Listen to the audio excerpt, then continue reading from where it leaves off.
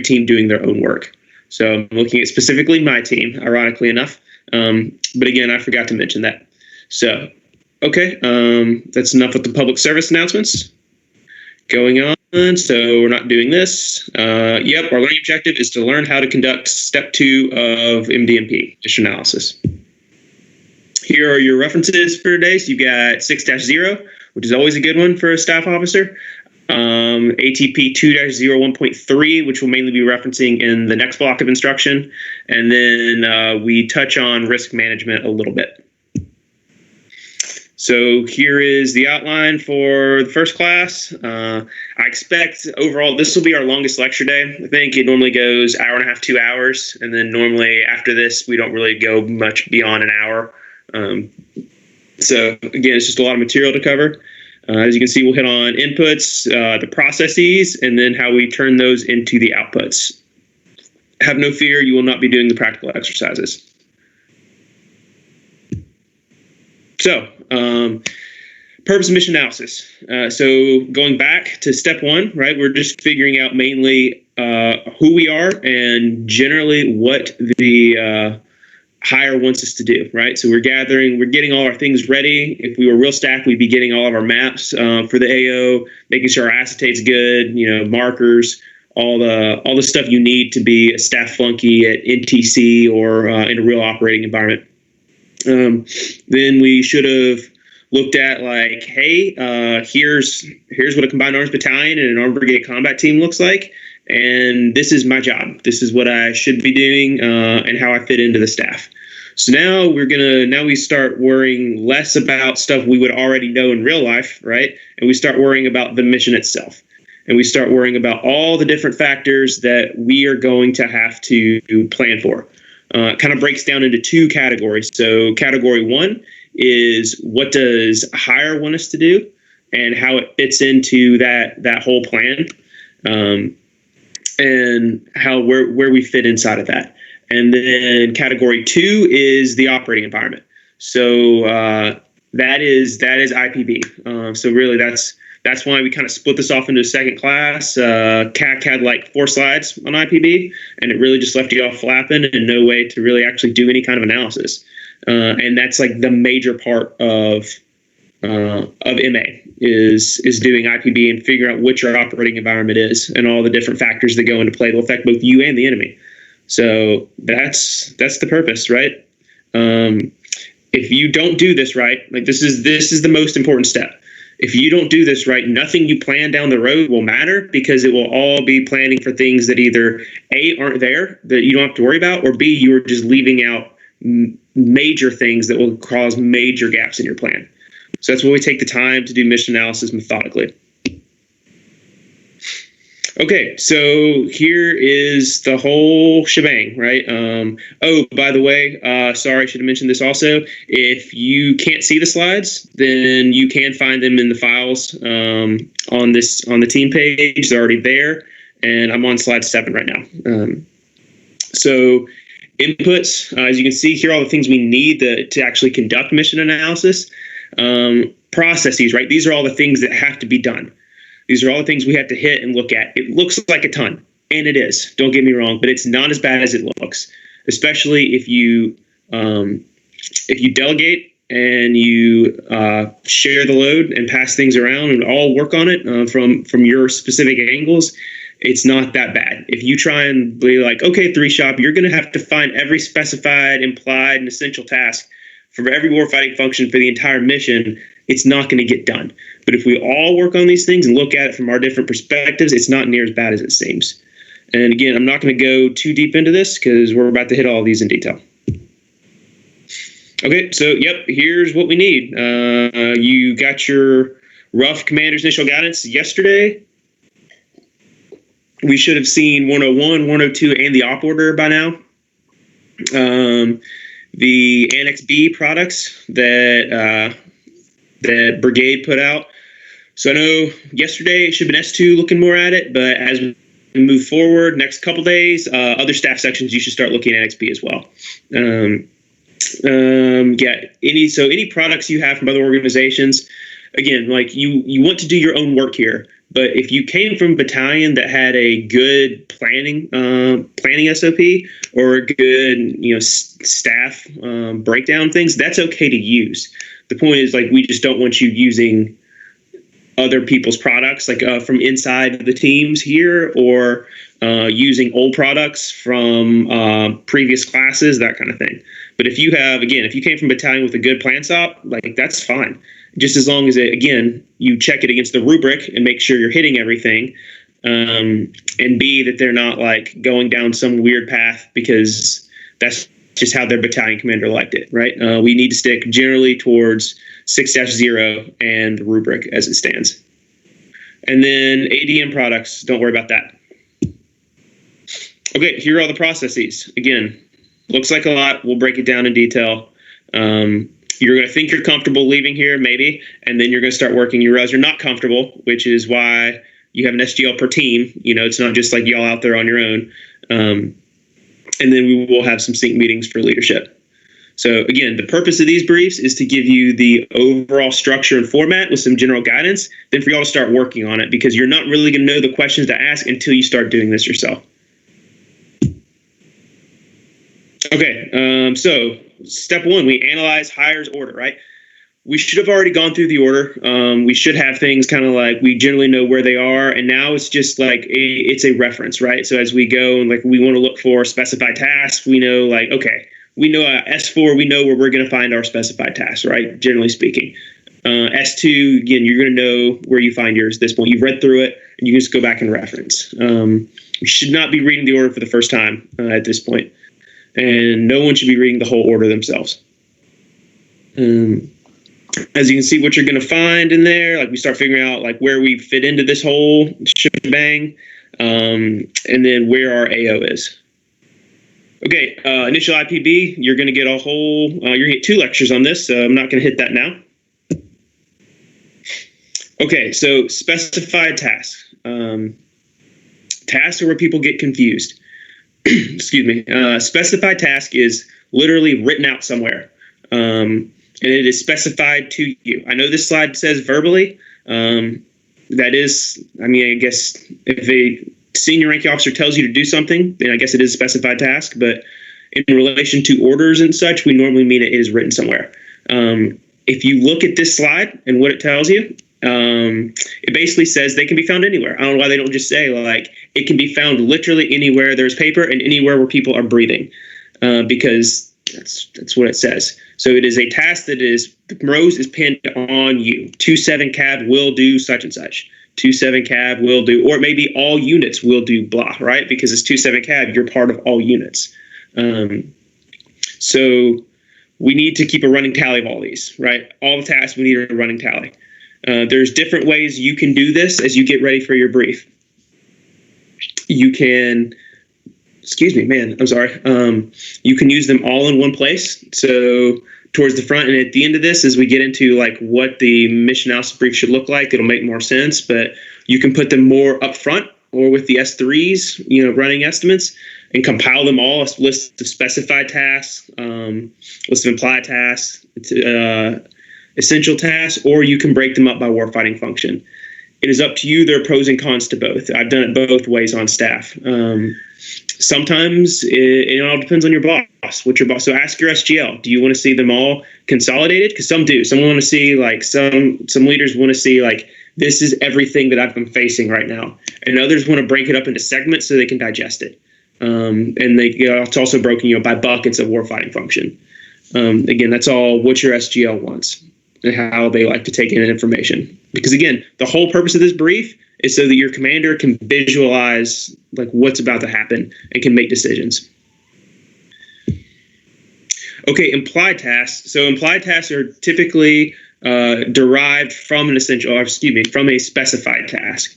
So it is not set out flat like 2-7 cab will do such and such, but it is kind of like lying there right under the surface. So their example here from CAC is specified task is to seize, and which implies I need to be able to support that seizure. I need to develop control measures so we don't all kill each other. And then we need to rehearse it. So again, we don't kill each other or stumble around aimlessly and lose the initiative. That is one way to look at it. But if you look at it that way, you're going to go down a deep, dark rabbit hole, right? And that's how you end up with the S4 stating things like all mechanics will count their wrenches because if they don't have enough wrenches, they can't go out and they can't fix things. And then if they can't fix things, then we can't seize. Like there are some things. So like, for example, if I'm going to seize and then secure a piece of terrain, it implies that I have to clear it, right? Because if it's not secure and I don't own it, if there's still enemy moving around on there. So kind of look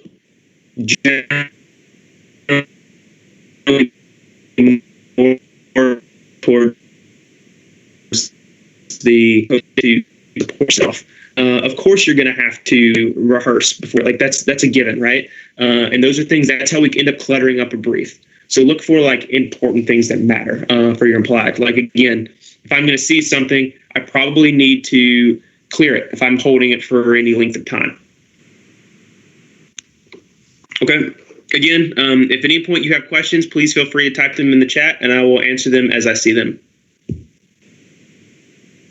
Okay, essential tasks. So essential tasks are so important and so essential that you cannot complete the mission without having done it. And it's so important that it is only found in the mission statement.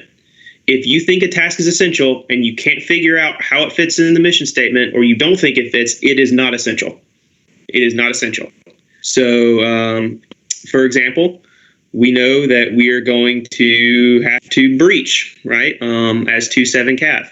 So the essential task is probably to breach. And there may be one more. So you're not always restricted to one essential task. There may be more. In fact, if you look at the purpose of this mission and why we're doing what we're doing, there may be a second one that you need to put in your mission statement. Hint, hint, knock, knock.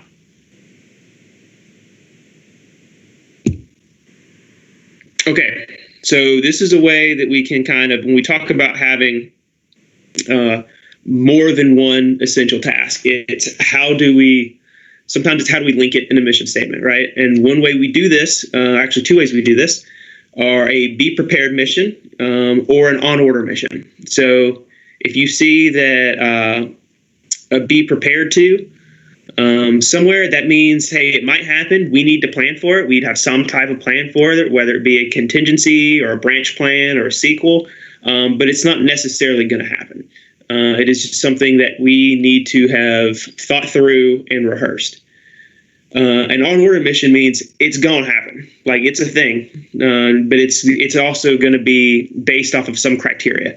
So it's either going to be time-based, it's going to be terrain-based, or enemy-based, right? So if we once we an on order, and the on order may be, hey, at 23:30 you are crossing phase line orange. So you're conducting a seizure of objective Apple, and then on order cross phase line orange in order to do whatever. Right, it's happening. Your trigger is, and you find it somewhere in the order.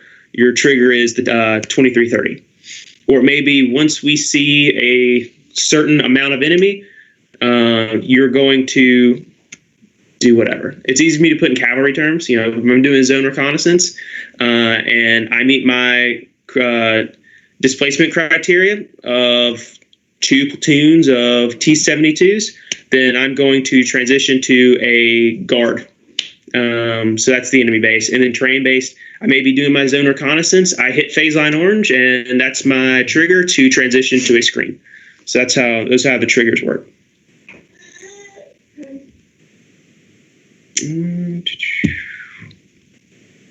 Okay, so the next thing we're going to do is start looking at what assets I have, and do I have enough resources to cover all the things being asked of me.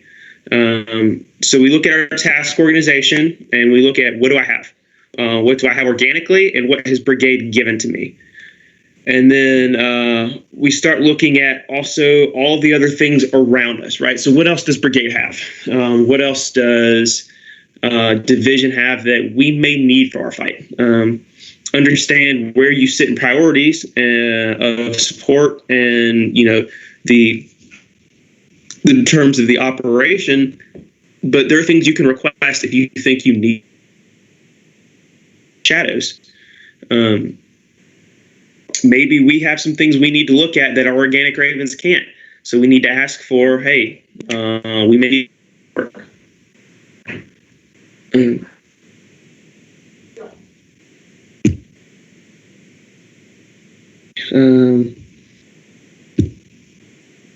Okay, and then speaking of UAVs, there you go.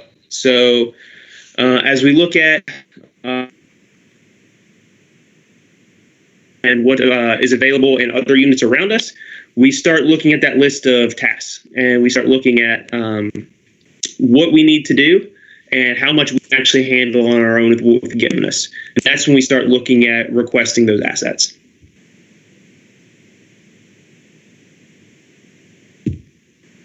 It feels like I'm just talking to myself in this room right now, I'll be honest with you. With no questions and no noise, I really just feel like I'm just a madman ranting to myself.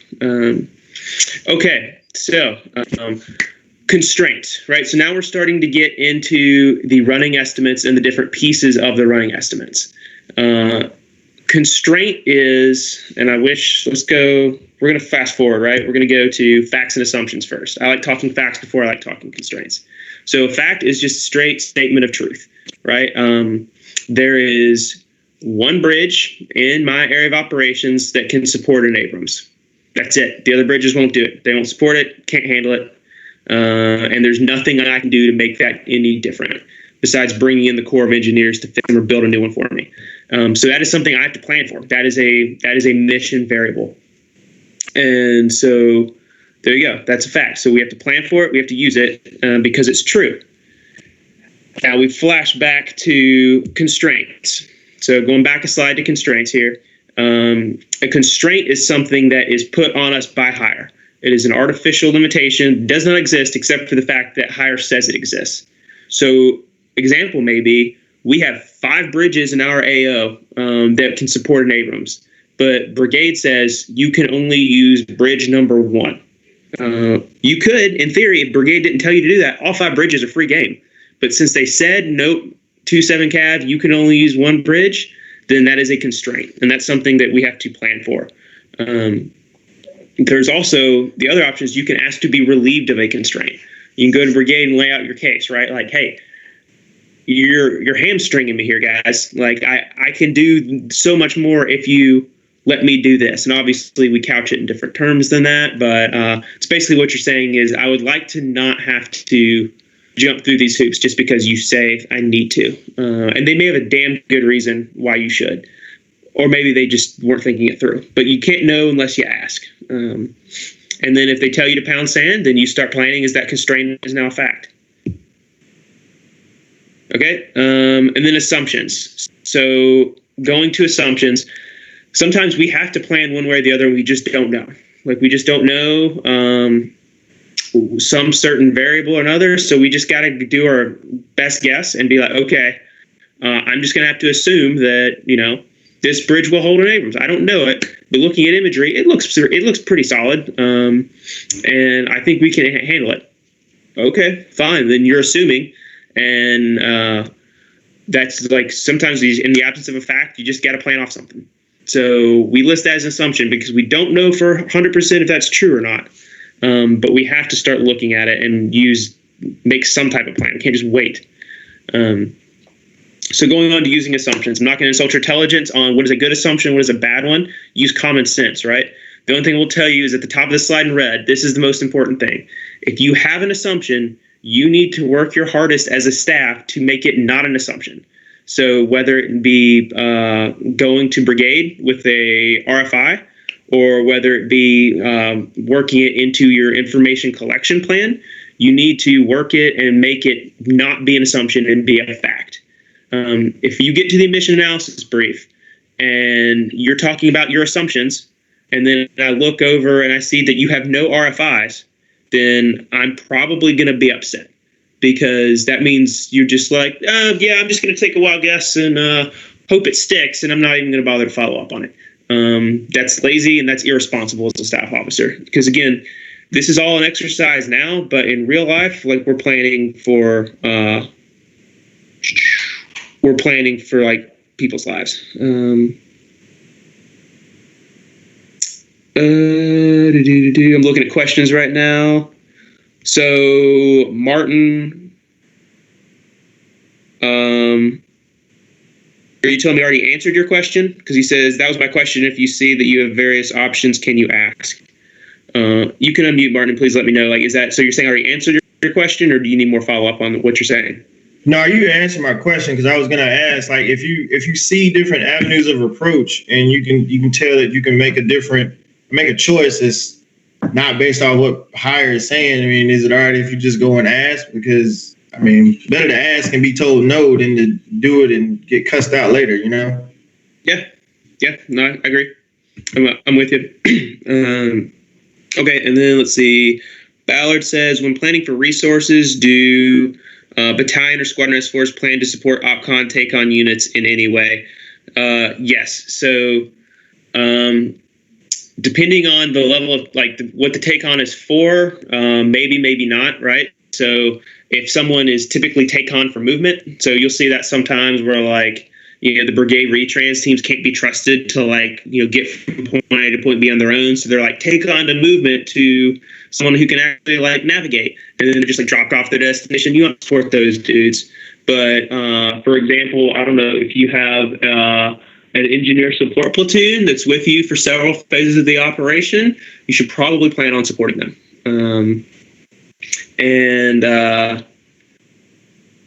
Yes. So OpCon for sure, always OpCon. Take-on, it depends, but if it's looking like a take-on that's going to last for most of the operation, yeah, you should plan on it. It's just good business. Now, what I'm not going to say is what I did as an S4 is when they would give me attachments, I would immediately look at brigade and be like, okay, I've only got my capacity for IMTO. What are you giving me to support that? Because again, if they're slicing off a piece of their organic organization, that means they're holding on to sustainment assets that are meant to support those people they don't have anymore. So you can ask as an S4, hey, can I get an extra fueler? You may be told no, figure it out, which is also okay. But hey, at least you asked, right? At least you tried to relieve your FSC of something. Does that make sense, Ballard? Okay, cool. And then LeBeau asked, should all assumptions be tied to RFIs? So, personally, I think so.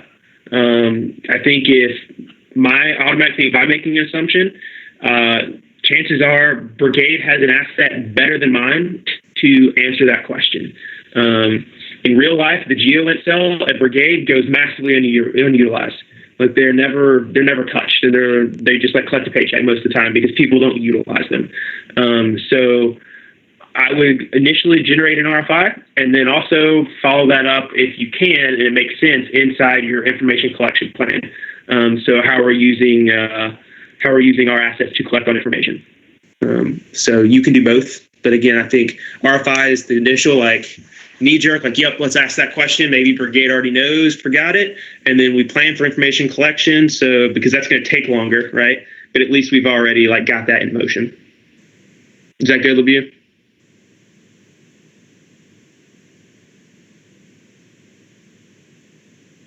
Cool. Okay. All right. Now let's get back to assumptions. Again, I think we pretty much hit it. So don't leave an assumption. Good. Next slide. Okay, risk management. So we start identifying hazards at this point. And again, it can be. Now, I always say jokingly, you don't want it to be you gotta drink water. That is one, but that's the obvious one that smacks you in the face, right? It gets hot. Drink water. So yeah, okay. Got it. Move on. But what else are we talking about here? Are we talking about the hazard of possibly big armored vehicles moving through portions of an urban area? Probably. That's normally one of those things we don't like to do with big armored vehicles. So is that a hazard? Like, yeah, it is. We start looking at what's the enemy's combat power on the objective? Do they outmatch us? If they do, how, what does that mean? Now, we're not developing control measures at this point. Like, we're just finding different hazards and saying, like, if we do run into this problem, here's what it can do to us. We save the developing the control measures until COA development, right? Because if you're now trying to make actions to mitigate a hazard, then you're getting ahead of yourself and you're developing that COA, when right now we're trying to stay COA neutral. All we're trying to do is lay out all the options for everyone, commander and planners. Like, here are the things you need to worry about and plan for here in just a little bit. Be methodical about it. You will get to the point where you are planning and mitigating those hazards, but we're not there yet, right? We're just laying out, here's our list of shit we have to worry about. Okay.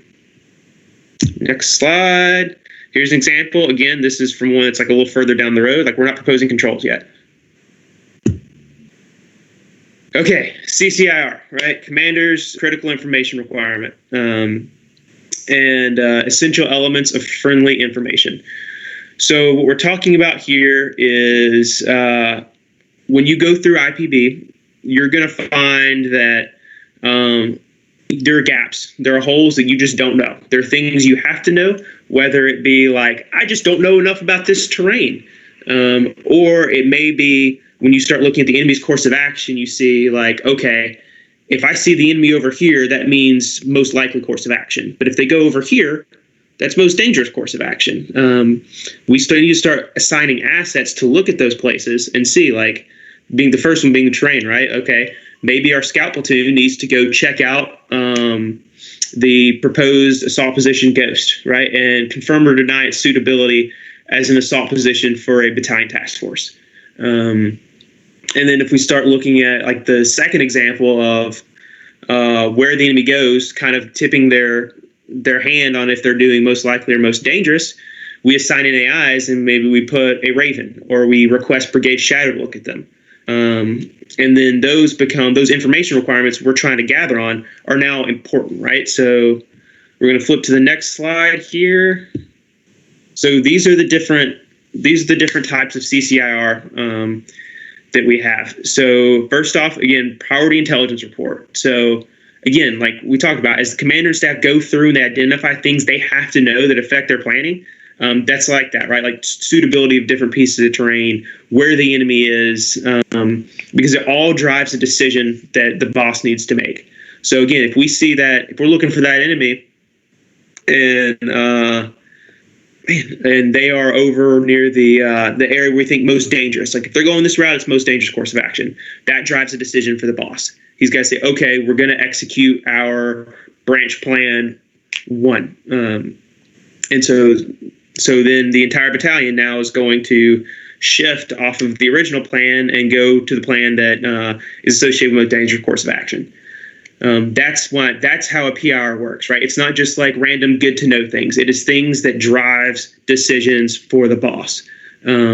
He needs to know to be able to do his job. It is not just good to know. You should not have 1 million PIRs. So you should probably limit it to like no more than like 6, I think is a good rule of thumb.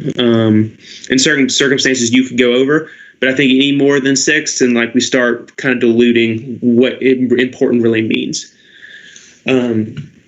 Next, we have friendly force information requirements. So whereas the PIR is focused on threat and operating environment, FFIR is fixed on us. So, for example, if you are a BSB commander and you just lost half of Alpha Company's Class 3 capacity, that's kind of a big deal, right? Like you're probably going to need to shift how you're going to resupply the brigade and support the brigade, because you have to, right? You can't just keep going on with the same plan because now things have changed. That's what FFIR is. It's things about the status of us that will affect how a commander is going to utilize his forces and complete a mission. So on the flip side, right, if Charlie Med lost one ambulance, 1113 went down for maintenance, is that FFIR? No, it's not, right? Loss of one ambulance is not going to affect how Charlie Med or how the BSB sustains a brigade combat team or conducts medical operations for brigade combat team. It needs to be substantial enough that it affects planning. And I see it every cycle. I see it in plans. I see it in Common Core. It's that people are just like, loss of a fueler, loss of an ambulance, loss of one tank. That doesn't affect anything, guys. Like, it sucks. We may have lost lives. That is a tragedy, but it is not something that's going to affect how we do the mission. So make sure that whatever your FFIR is, that loss or that gain is significant enough to impact the overall mission. And then lastly, we have EEFI, which is Essential Elements of Friendly Information. It's the stuff we absolutely do not want the bad guys to know about us. It may be our location of command nodes. It may be location of, or maybe, main supply routes or alternate supply routes.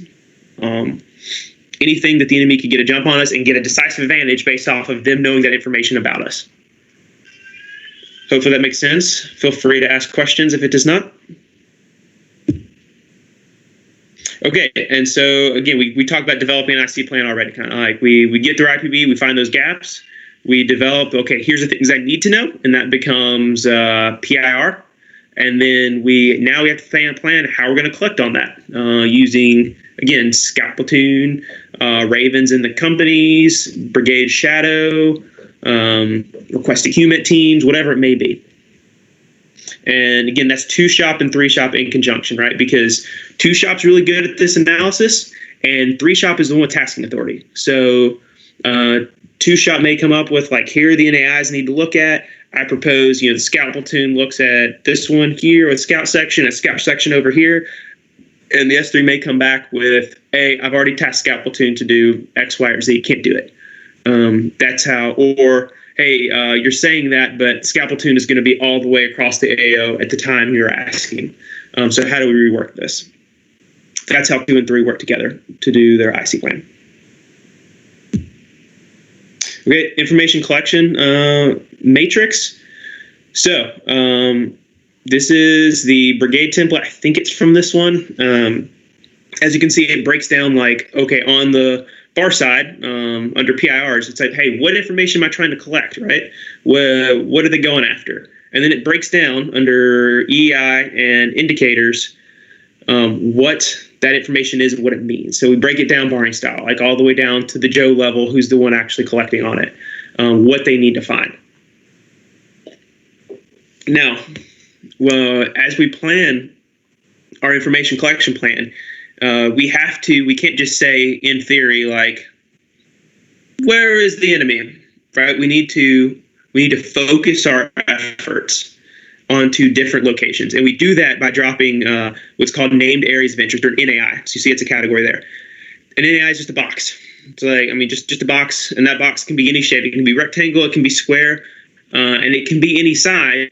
But the thing is, it needs to encompass the area that you want surveilled or recon. So that size can change up, down, left, right. It's not octagonal, so don't map with a tetrahedron or anything, but square rectangle, and encompasses the size of the area you need looked at. Don't make an NAI the entire city of Implied. Like, don't do that, because again, you're not focusing your efforts. And then they're always named, right? So it'll be a box. It'll say NAI 2020. We normally leave, fun fact, for both TRPs and fires targets, and also NAIs, anything that's numbered, you always leave typically a 5-digit gap. So it'll be like NAI 1000, and the next one will be NAI 1005. That way, if you go back and you're like, oh crap, I should have really had an NAI here, it gives you space to put in one. So like, okay, now I'll just put in an NAI 1001 in between these two. It gives you some fudge factor room.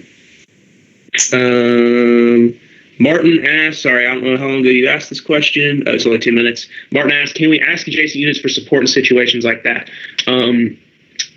Since I didn't see your question when you asked, Martin, if you could please unmute and specify what situation we're talking about. So when you're talking about like Raven support and your scouts are already tasked to do something else, but you need to get surveillance in this particular area. Can you ask like an adjacent unit to, hey, I have a Raven, but I need ground reconnaissance prior to, like, can you ask an adjacent unit to like use their scouts to, if they're not tasked out, to use them to recon that particular area of interest? So here's what I would do in this situation, right? Because again, like each battalion task force has one scout platoon, so they're probably going to be used and committed. What I would do is, if you come out with like a bunch of different NAIs and you're like, man, I got things like that I need to look at here. First off, prioritize them, right? Most important to least important, and then look at, okay, what is quick and easy? So typically the easier things you want your Raven to look at. If it requires a little more stealth, I would probably put your scout platoon on there. And then for like the hard ones, right? So like if you're trying to look in the heart of a Meashly before you even get there, start asking for brigade shadow, right? Because a Meashly is a big deal to brigade, and like especially if you start looking at the phasing of the operation, there are points where like you're the big dog in town, right? You're the main effort for that phase. So yeah, hey, phase 3, I'm the main effort. I need shadow to look at X, Y, or Z at NAI 1005, and they'll be like, okay, yeah, approved. So that's much easier than trying to negotiate with another unit to get their only recon asset. Does that make sense? Yeah, it makes sense. So in situations, just look up to brigade to like, hey, can I get support on NAI here because of this? Yeah, so again, it goes back to how we look at asset shortfalls and resource shortfalls. So if we prioritize them and we say, like, we have to see these things, brigade, I need it because you didn't already, like, plan for it, can I get it? That's how as long as you can make a valid argument, you should be okay. And, like, brigade shadow, that's their recon element as well, right? Sorry, shadow is their UAV, right? So it's a big Raven, like a gigantic Raven, but it's so big it doesn't take batteries; it takes aviation fuel, so avgas, and it can fly much better, has much better optics than a Raven, and it's just generally like actually quantity as opposed to a Raven. So yes, sorry about that. I just kind of started throwing shadow around all willy nilly like without defining it. Okay. Anything else? No, you're good. Okay. All right. Oh, last thing on IC matrix, right? So at the top of this, you'll see under BCT assets, it's a 6.9, 112, 3.8, 2.7, right? You don't use that same one, right? You change it to your assets. So you can look at under BCT assets, you would have 6.9 Cav, because 6.9 is an option, right? Like we can always request through brigade, like, hey, can you have the Cav squadron look for this? And then your other BCT assets would be your shadow, like we've talked about, and then also your SIGINT, the profit teams that can like pick up on signals and whatnot, and then your human teams, the human collectors. So those are your brigade assets. But then we start looking at our internal assets, so our battalion assets, and we have 3 Ravens. We have 1 in HHC. We have 1 in Alpha, and we have 1 in Bravo. So we have 3 Ravens. We have 2 scout sections, right? Because 2 sections make up a platoon. So you can split those sections and use them differently. And those are your main assets. And then we can, if you need to use A, B, or C to just confirm something, you can do that too. But just don't use the brigade template because, again, you're not using your assets if you're just using the brigade template. You're trying to look at brigade and use all brigade stuff. Okay, moving on to the next slide. So again, update plan for use of time available. Yep, right. Like we're always going to be looking and checking that. I'm not going to go too deeply into that one. Initial themes and messages. So we have to let the people know something, why we're in their country, and what we're here to do. we don't want to leave Joe Snuffy in charge of deciding what he's going to tell the local populace. That's how bad things happen, right? Like, that's how international incidents happen, is when like 18-year-old 88 Mike is just like off the cuff telling things to the local nationals. So we come up with these messages. Just nest with brigade. Like, brigade's on it. Brigade's messages are pretty much going to be like relevant to what we're doing. Just make sure, just tailor it and look at it and be like, okay, yep, all of this still applies to my AO specifically. It's not all, like nothing applies to 112 as opposed to me, and then republish.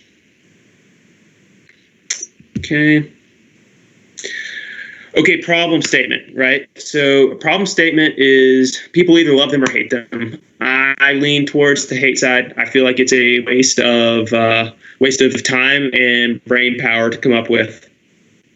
But Big Army says otherwise, and they're real big on it in plan space, which is why I want you to practice it here instead of me just throwing it out.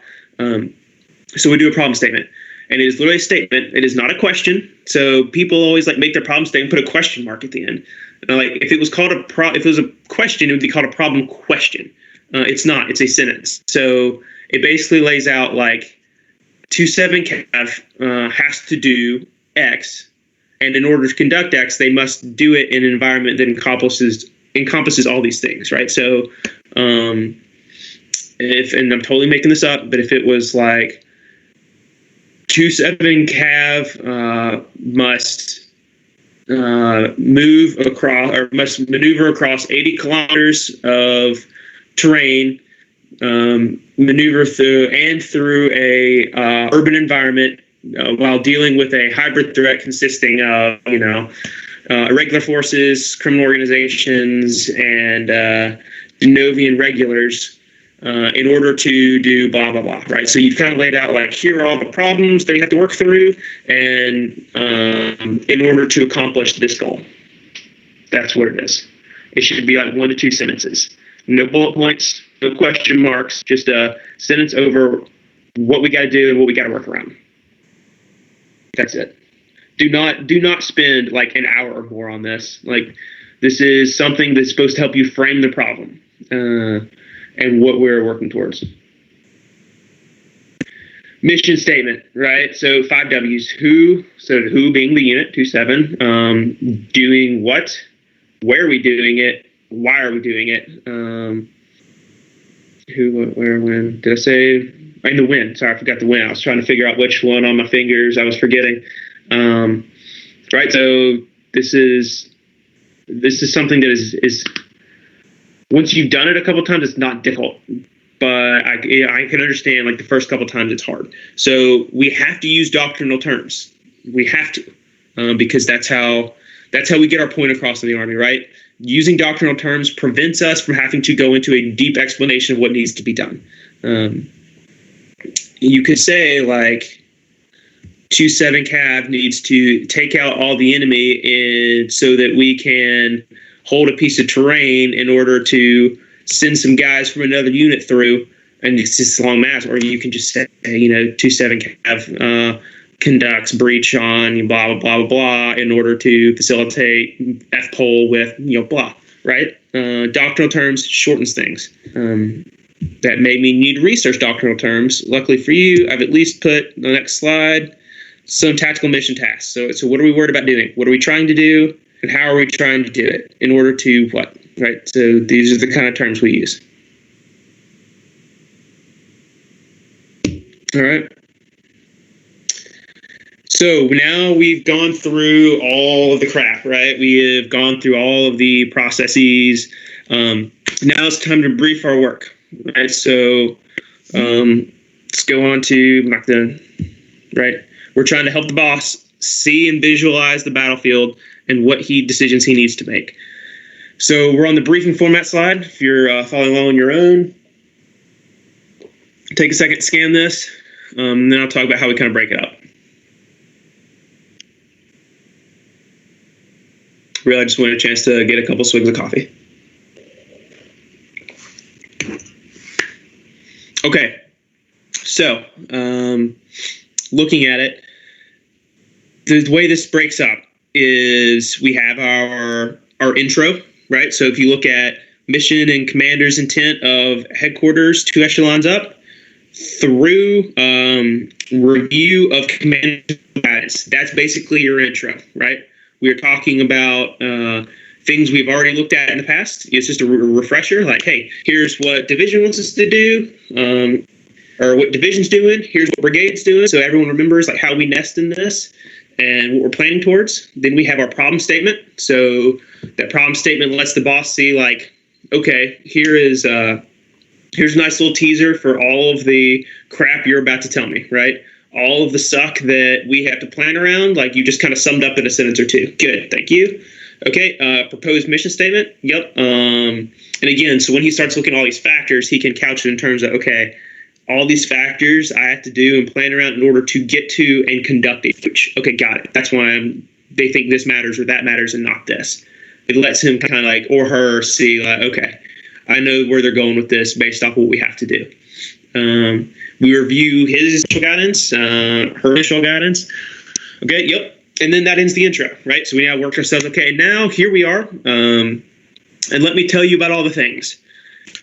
So going into IPB first. And so again, we break it up into different chunks inside of that IPB category. And we'll get into how, like you always want to start with, in my mind at least, terrain and weather. So here we are. Here is the land that we own. And here is why it's great or terrible. And then we start moving into civil considerations. So who are the people here? Why? What are the dynamics at play? And then, so those are all the things that affect both us and the enemy, right? So now we can get to the enemy itself and what they want to do. So that's how you kind of break that IPB. We'll talk more about that later. Don't worry. And then we get into the running estimates. So you can do this a couple different ways. I personally like to do IPB and then put our proposed CCIRs, EA5s, and initial collection plan, right? Because if we just talked about all the things we know, we can also talk about all the things we don't know and how we plan to get them, which is our CCIRs and our IC plan. So why go through a whole bunch of other stuff only to come back to that? The point is to make it logically flow. So then after we get through IPB and how we're going to fill the holes in our IPB, and we start looking at running estimates. And if you are of the belief that you should do a whole big, like one consolidated chunk of specified, implied, essential tasks, this is where you would put that. And then otherwise, you break them up into your different warfighting functions. Please do not look at this format and say, I need to brief all specified implied tasks together. I need to brief all pertinent facts and assumptions together. No, please. The only one you should really, like, arguably lump together are the tasks. Do not try and put everything else together into buckets as well. Please do that based off of staff section or warfighting function. Please. It's much easier that way. It's much easier for everyone to digest, no matter how their brain thinks. And then we get through those running estimates. As you can see, that like they broke it down by individual running estimate types. Don't misconstrue that, please. And then we get into, okay, now we're wrapping up. We're getting to the end here. So we got our proposed themes and messages, our recommended timeline, and then how we're moving forward with planning. And then last, we end up with, hey, sir, here's how we plan, how we propose that you evaluate this criteria. How we evaluate our COAs moving forward. And boss is either going to say, yes, I like that. Or, nope, here's how you're going to evaluate your COAs. And I think we cover that in this slide deck. I think we get to that here in a minute. We're almost done, though, guys. Powering through. And we'll take a break. Okay, initial commander's intent. So this is one of the outputs.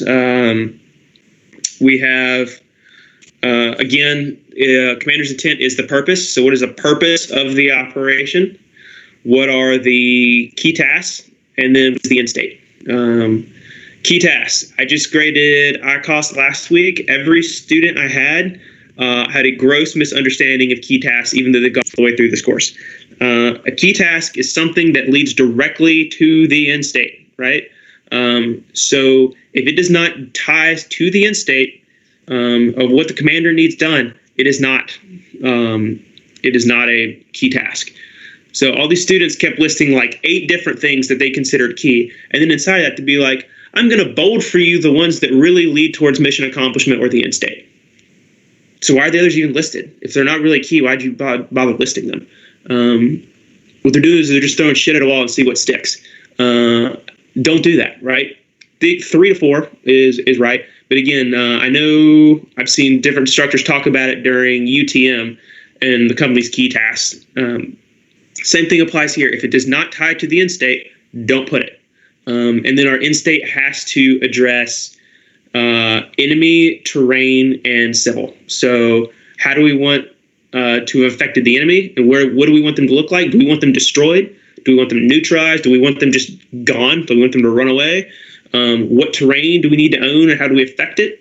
And then our effect on the civil populace. So the default is minimal civilian casualties, minimum collateral damage. Yeah, got that. Or is it like, hey, we are prepared to reestablish civil governance? Something a little more eloquent. Be honest, unless I'm directed, I tend to lean more towards the minimal civilian casualties. Like, let's just move on. Yeah, we're going to try and kill as few people and destroy as few things as possible. But at the same time, I can't limit myself too much. Questions on Commander's intent? That was fast and furious. Okay. If you ask it, I'll come back to it. Okay, initial planning guidance. You are not going to get this level of detail probably from anyone ever in your career, as the example here. For my group, I'll be like, hey, here's how I want you to plan. I want you to do one COA planning for X, and I want you to do one COA planning for Y. And for both COAs, I need you to look at this, this, and this. So that way you'll know what differentiates the 2 COAs, and then also what I need you to just as across the board, these are things that have to be planned for. And that's how I work that. I'm not even going to attempt to pronounce your last name. I'm sorry. Are the key tasks then what your battalion must accomplish, or what everyone must accomplish for the brigade's mission? So that goes back to nesting, right? The answer overall is yes. You have to look at brigade's end state and see what do we affect inside of that end state. As 2-7 Cav, what part do we play? And then that must be, inside of your own end state.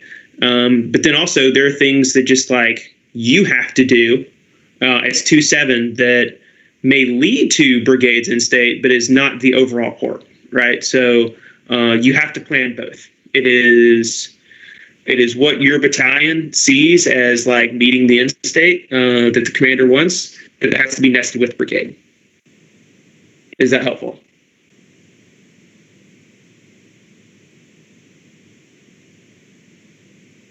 Okay, cool. Because I was like, that makes sense in my head, but doesn't make sense in someone else's head. I don't know.